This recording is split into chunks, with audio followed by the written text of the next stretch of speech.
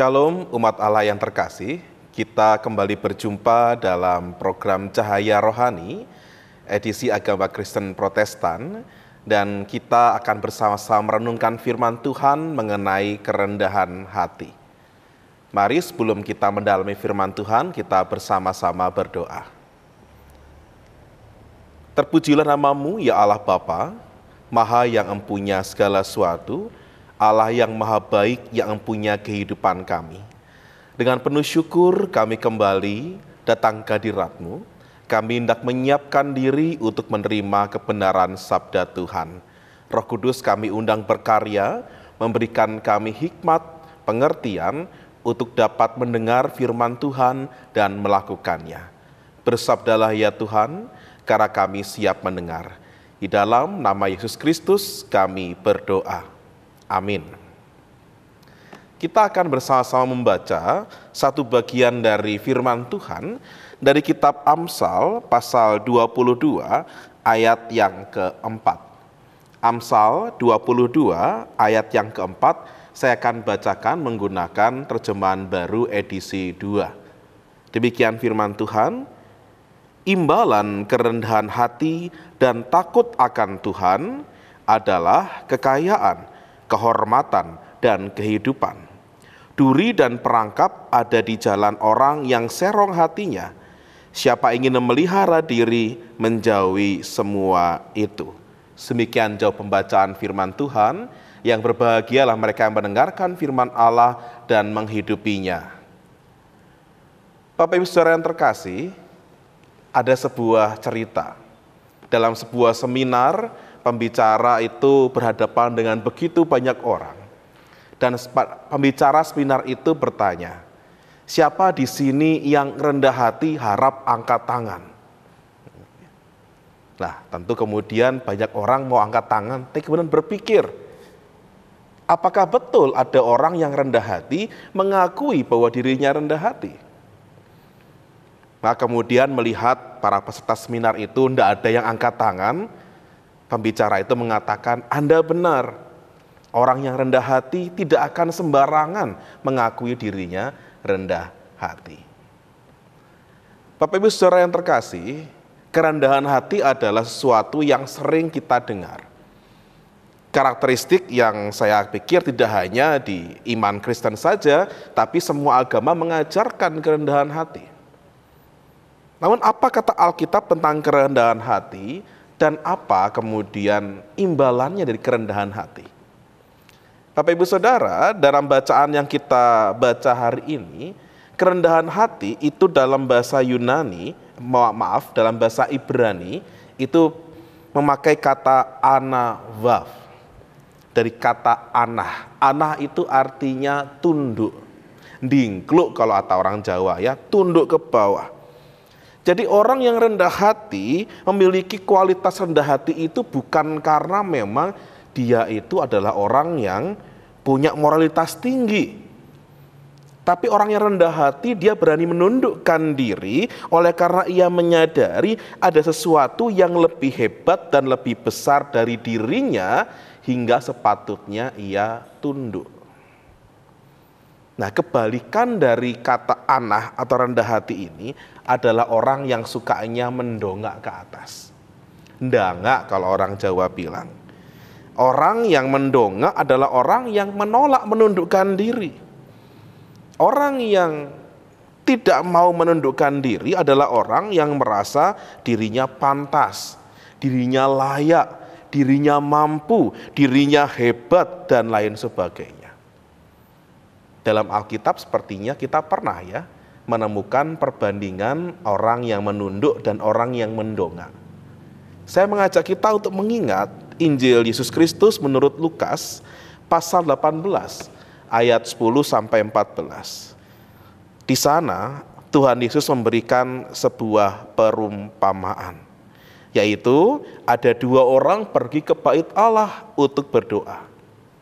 Yang satu seorang Farisi, seorang pemuka agama. Yang satunya lagi seorang pemungut cukai. Seperti yang kita tahu, ini sebuah kontras yang luar biasa. Orang Farisi adalah orang yang taat beragama, rajin beribadah, ia punya pengetahuan yang dalam akan kitab suci, sedangkan seorang pemungut cukai, dia adalah orang yang senantiasa dipandang orang berdosa. Ya, karena pekerjaannya, ada stigma yang sangat negatif menempel pada seorang pemungut cukai. Tapi pada saat keduanya berada di bait Allah untuk berdoa, kita melihat sebuah kontras luar biasa. Orang Farisi itu berdiri dan berdoa tentang dirinya sendiri. Ayat 11 saya bacakan demikian. Ya Allah, aku mengucap syukur kepadamu karena aku tidak sama seperti semua orang lain. Bukan perampok, bukan orang lalim, bukan pezinah, dan bukan juga seperti pemungut cukai ini. Bapak Ibu Saudara, kita melihat doanya ini sangat-sangat mendongak ke atas. Ya. Yang membanggakan dirinya sebagai seorang yang alim, yang saleh, bahkan berani menuding seorang pemungut cukai. Lalu bagaimana dengan sikap pemungut cukai? Bapak Ibu Saudara, ini yang menarik dan akan kita bahas setelah ini dengan pesan-pesan yang lewat setelah ini.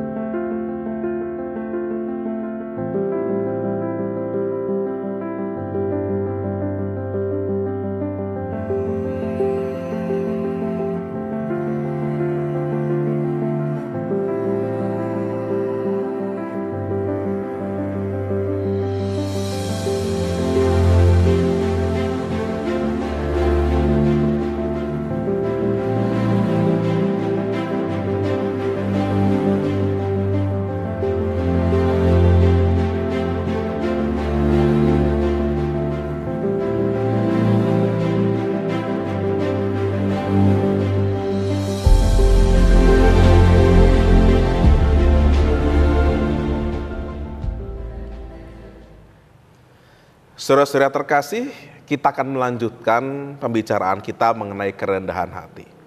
Di segmen sebelumnya, kita mengingat ada seorang Farisi yang berdoa dengan mendongak, dengan begitu angkuh.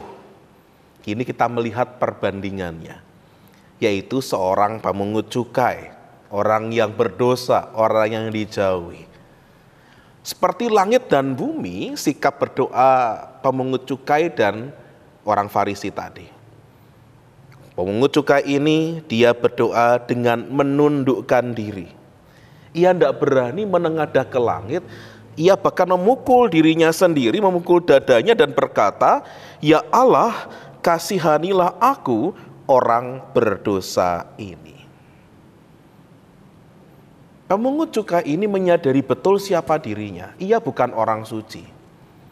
Dan ia tak punya apapun untuk membanggakan diri, maka ia mengerti bahwa ia membutuhkan Allah. Maka ia menundukkan diri di bawah otoritas Allah, mengakui keberdosaannya. Berbanding terbalik sekali bukan dengan orang Farisi tadi? Padahal kalau mau jujur, bukankah seorang Farisi yang ahli Taurat, pemuka agama, dan pemungut cukai ini sama-sama orang berdosa? Sama-sama membutuhkan kasih karunia Allah, tetapi perbandingan sikapnya luar biasa. Ini Bapak Ibu yang terkasih, contoh yang paling tegas dari Tuhan Yesus mengenai mana kerendahan hati dan mana kecongkakan hati.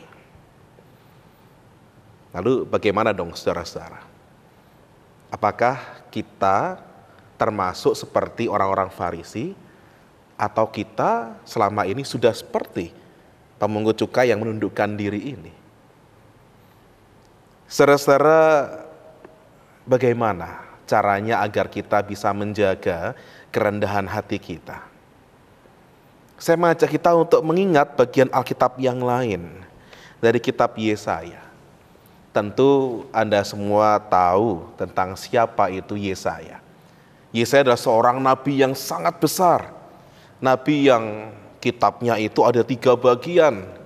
Nabi yang menyuarakan pembebasan, bahkan menyuarakan kabar sukacita akan hadirnya Mesias atau Sang Juru Selamat. Tapi perjalanan karir iman Yesaya, kalau boleh disebut karir ya, sebagai nabi, itu ternyata tidak bersegera ia terima dengan lega hati. Yesaya pasal 6 ayat 1-8 menceritakan tentang bagaimana sejarah atau kisah pemanggilan Nabi Yesaya oleh Allah. Pada saat itu Raja Uzia mendekati akhir hayatnya. Dan pada saat itulah Yesaya dipanggil untuk menjadi seorang nabi. Bapak Ibu Saudara terkasih, pada saat Yesaya dipanggil itu luar biasa. Yesaya kemudian diperhadapkan dengan sebuah penglihatan. Ia kemudian diundang ke hadapan tahta Allah. Ia melihat kebesaran Allah yang menjumpai luar biasa, mengatasi segala langit. Ia melihat malaikat yang menyala-nyala. Dan di sana, di depan kemahakuasaan Allah, Yesaya kemudian tunduk dan berkata, celaka aku binasa, sebab aku ini seorang yang najis bibir. Bapak Ibu Saudara terkasih, ini dikatakan oleh seorang Yesaya. Yesaya menyadari bahwa dirinya ada di hadapan Allah yang maha mulia dan maha kudus. Sesungguhnya di hadapan Allah dia adalah kotor dan tidak layak. Namun yang menarik adalah kisah selanjutnya adalah pemanggilan Yesaya di Yesaya 6 itu. Begitu kemudian Yesaya mengakui kekotorannya, Yesaya mengakui ketidakmampuannya, ketidaklayakannya. Yang menarik di Yesaya 6 ayat 7 sampai dengan ayat 9, malaikat Tuhan itu kemudian mengambil bara api dari tahta Allah dan kemudian menyentuhkan bara api itu pada bibir Yesaya. Itu adalah sebuah lambang pembersihan, pemurnian. Dan kemudian malaikat itu berkata, kesalahanmu telah disingkirkan dan dosamu telah dilenyapkan. Segera setelah itu kemudian Tuhan mengutus Yesaya untuk menyampaikan teguran dari Tuhan kepada umat Israel. Apa yang terkasih, dari kisah Yesaya ini kita juga belajar bahwa orang yang rendah hati bukan berarti kemudian orang yang selalu minder, selalu rendah diri. Tidak. Orang yang rendah hati seperti Yesaya menyadari bahwa dia tidak dapat berdiri sendiri. Ia butuh Allah dengan kasih karunia-Nya. Dan kata lain bahwa orang yang rendah hati adalah orang-orang yang senantiasa insaf. Dan apa perlakuan Allah kepada orang-orang yang insaf, yang sadar? Kita melihat orang yang mengakui keterbatasannya, mengakui kelemahannya, tidak dibiarkan selama-lamanya dalam kelemahan. Bahkan Allah kemudian menjamah Yesaya dengan segala keterbatasannya. Allah menguduskan dia, Allah menyucikan dia, Allah membebaskan dia dari segala kekotoran, dan Allah mengutus dia. Dan Yesaya, karena dia adalah orang yang tunduk, anah tadi, maka bersegera Yesaya mengatakan, ini aku Tuhan, utuslah aku. Maka saudara-saudara, orang yang rendah hati juga menyadari bahwa kita semua adalah anak-anak Allah. Kita semua telah ditebus, dilayakkan oleh Allah. Dan kalau sudah dilayakkan, tentu kita harus tunduk pada segenap kehendak dan panggilan Tuhan. Lebih lanjut mengenai keteladanan Yesaya dalam kerendahan hati, kita akan saksikan dalam segmen berikutnya setelah beberapa pesan yang akan lewat berikut ini.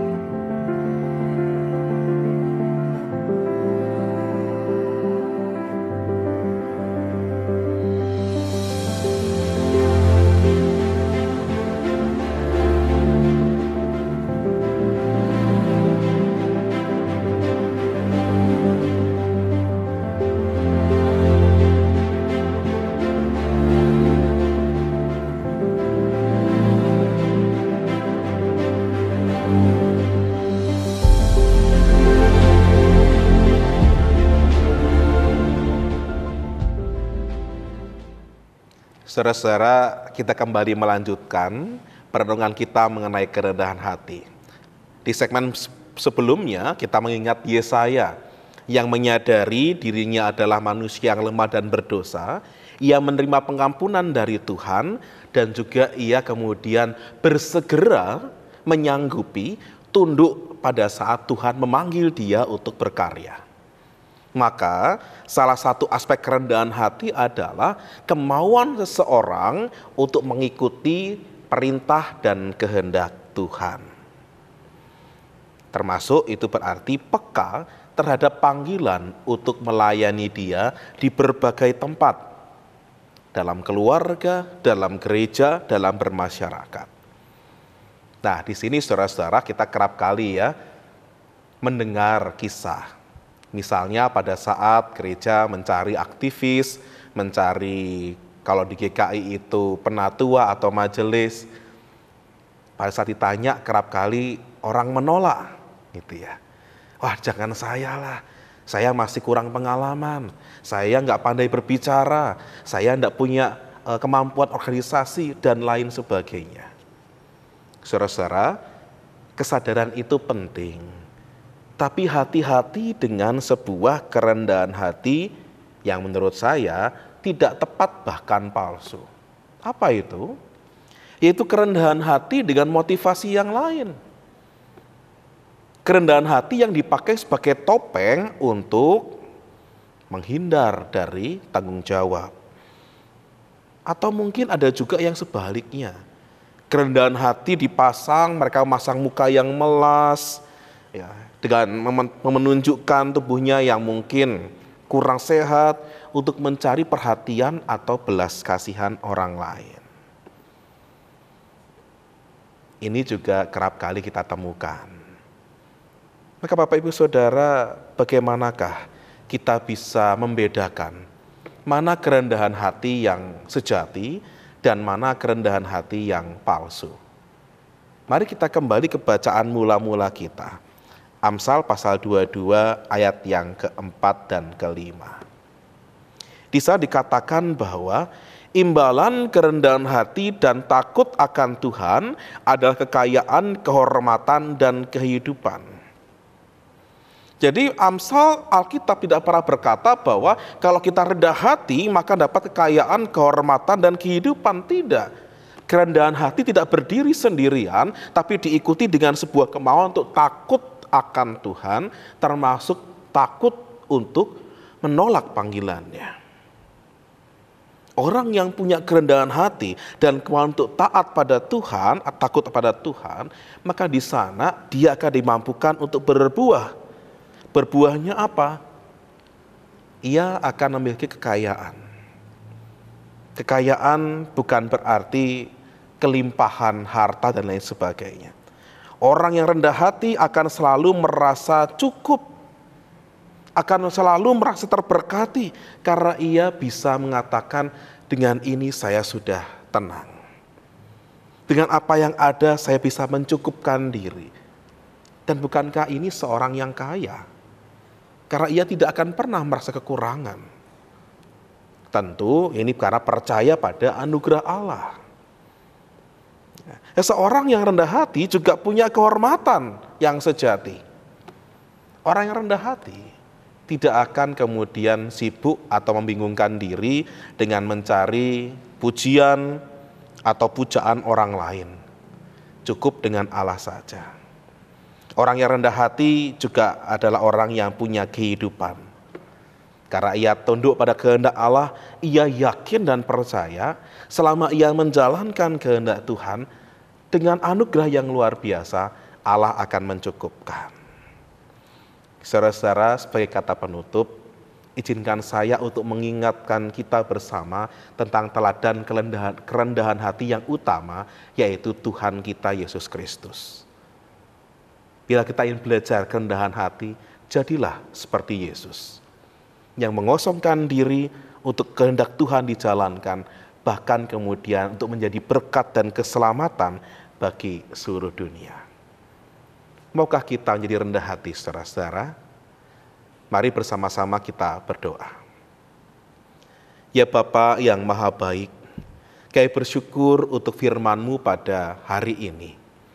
Kami menyadari diri kami adalah orang-orang yang berdosa. Namun kami telah Engkau angkat sedemikian rupa. Engkau layakkan, Engkau ampuni oleh karena anugerah Tuhan. Dan oleh karena itu kami mau tunduk senantiasa di hadapan Tuhan.